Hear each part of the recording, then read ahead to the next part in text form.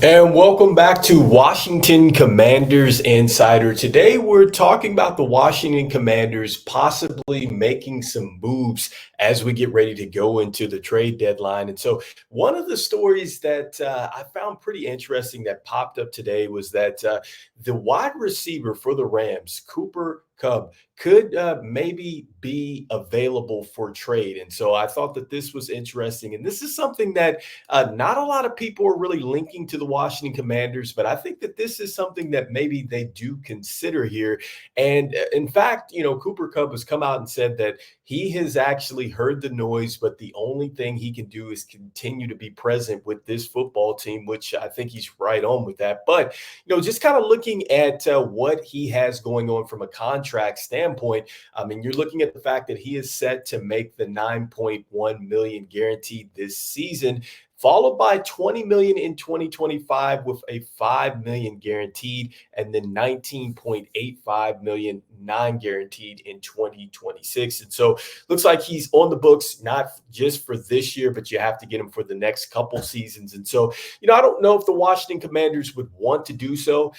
Clearly, I mean, with some teams going out here and grabbing some wide receivers, I mean, obviously we see what has happened with Devontae Adams going over to the Jets. You have Amari Cooper, who has gone over to the Bills. And I think that, yes, the Washington Commanders could use another wide receiver for sure to go with Terry McLaurin. I think it does make sense to get a wide receiver that can help take the lid off of defenses. But I think really the question now for me is, from a front office standpoint, because this front office doesn't seem like it is willing to just go out there and just go out and get a player that it's going to cost a lot, either on the financial end, or you're going to have to give up some draft assets to do so. And so, I get it with Cooper Kupp. I mean, he's been very good in the NFL thus far. I mean, I think that it was pretty ridiculous what he did 2021, 17 games, 145 receptions. And I mean, that's pretty ridiculous. 16 touchdowns as well. But, since then, you look at the seasons, prior to that, he had a 15-game season, 16-game season. He had an 8-game season, 15-game season in 2017. And since that 2021 season, he played 9 games the next year, 12 games, and then now it's only been 2 games this year. And so, I think that that's something that you have to take in consideration too, is that you're getting a player that, yes, they have been established in the league, and certainly they can get it done. But it looks like now perhaps the mileage is kind of catching up here with the injuries and things like that. And so, I don't know if you make this type of deal. I think that this would maybe make a little bit more sense if there was just a year left on the contract. And I think, if you're having to give up a second round pick for him, I don't know if I would do that either. I think that maybe that's a little bit too steep right now for me personally. I think that there's other options out there for you at the wide receiver position, especially like a team like Jacksonville. What about Christian Kirk? I think that that's a player that has got 1,000 yards before in the past. He can definitely play with a young quarterback. I think he would definitely be electric with Jaden Daniels, a mobile quarterback that can extend some plays. But what is the cost point there? Can you get a player like that, with a third round pick or something like that? Because I just think that, to give up a first round pick or a second round pick, I think is a little too steep for this front office right now. I don't think that they want to do that. And that kind of leads me to, the next point. And one of the things that the Commanders need is they need more help on the defense, right? And so, one of the defenders out there that might be available is Max Crosby for the Vegas Raiders defensive end. And so, there's the potential that the Raiders might be looking to go ahead and trade off some pieces, especially if they're looking to go ahead and rebuild in the draft. And just looking into what it would take to get him out there, suggesting they're talking about a first round pick to get him. And so, I don't know if the Washington Commanders would like to part ways with their 2025 first round pick to go ahead and get Max Crosby. Like, I don't think that is necessarily something that you would want to do. So I mean, I'm just kind of throwing out some things that the Washington Commanders could do here, going into this trade deadline and things that kind of make sense. But, let me know in the comments, would you like to see the Washington Commanders go after a player like Max Crosby?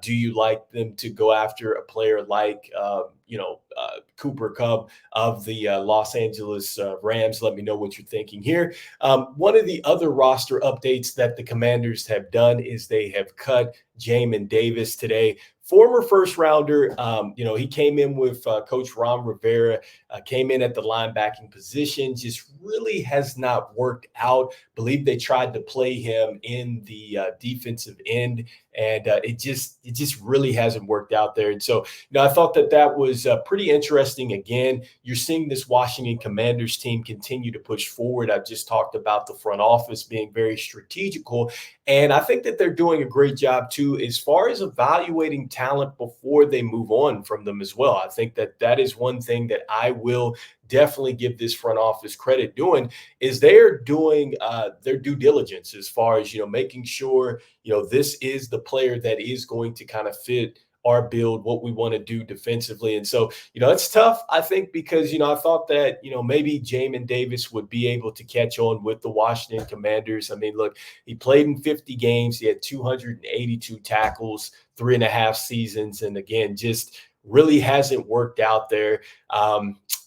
In 7 games this season, he only played in 86 snaps, which is, only 30% of the team's overall defensive snaps. And again, I think he just came in with Coach Ron Rivera, and now they've traded off Chase Young, they've traded off Jahan Dotson, and now they've released Jamin Davis. It just looks like that the Washington Commanders right now are continuing to kind of just evaluate these players and make sure that they get the best talent out there that makes sense, with what Dan Quinn really wants to do with this team moving forward. So, with that being said, that really is today's show. Let me know again in the comments, do the Washington Commanders go out there and get a wide receiver like Cooper Kupp, especially now that you see some of these bigger wide receivers moving? I think, these are situations where teams are just saying, look, we're not going anywhere at this point in time. We're not projected to do anything this next season. Let's go ahead and start building in the draft. Or do the Commanders hold on to this draft capital? Because I think that it might be wise to hang on to this draft capital, because if you do, you can go out there and perhaps draft a wide receiver that is going to be around for the next, 5, 6, 7 years, versus you might go out there, you get a player and they're just not healthy enough, and you may not even get a year out of that player. And so that's why I think that maybe it might be a good idea for the Washington Commanders to keep their draft capital. But anyway, talking more about the Washington Commanders as they get ready to take on the Chicago Bears. This is Rico. This is Washington Commanders Insider. I will see you on the next one. Peace.